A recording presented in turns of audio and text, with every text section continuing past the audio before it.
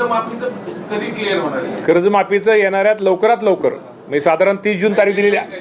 30 जून तारीख दिलेली आहे, पण तितके 30 जून थांबण्याची गरज नाही, त्याच्या अगोदरच होईल ते. जूनच्या आधी कर्जमाफी सगळं क्लिअर होऊन जाईल. त्याच्या अगोदरच कर्जमाफी घेऊ शकतो. 2 लाख रुपये ते सगळे वळवलेले आहेत. कोणी 9 जून त्यांना वाटतं माफ झाले की काय, ते 50,000 अनुदान मिळणार ते सगळंच रखडले. 2025 त्याची डेडलाईन आहे सप्टेंबर. तर त्याच्यानंतर जे कर्ज असेल किंवा माझं नवीन कर्ज असेल तर ते थकबाकीचं थकबाकी असेल तर काही लोक ज्या लोकांना बऱ्यापैकी तुम्हाला मी सांगत लोकांनी जे नवीन कर्ज घेतले त्याचा भरणा 100% बऱ्यापैकी आता आपण जिल्हा बँकेत आपल्याला माहिती आहे त्यामुळे भरणा बऱ्याच लोकांनी केलेला आहे. बँकेत रांगा लागून लोकांनी 31 मार्चला लोकांनी भरणा केलेला आहे.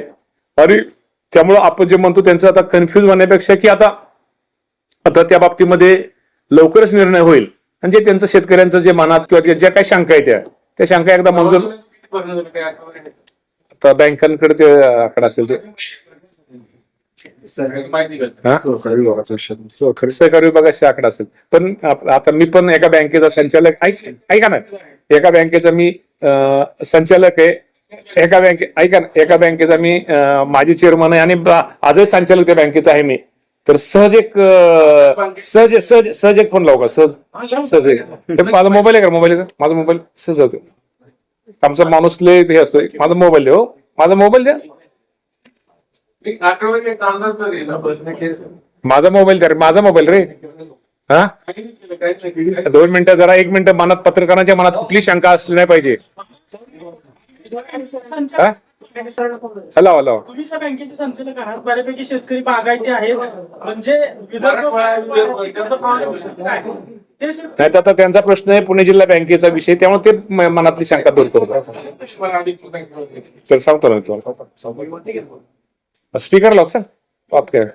Hello Durgade sir. आवाज आपल्या 31 मार्चला किती झाला पीक कर्जाचा भरणा? हा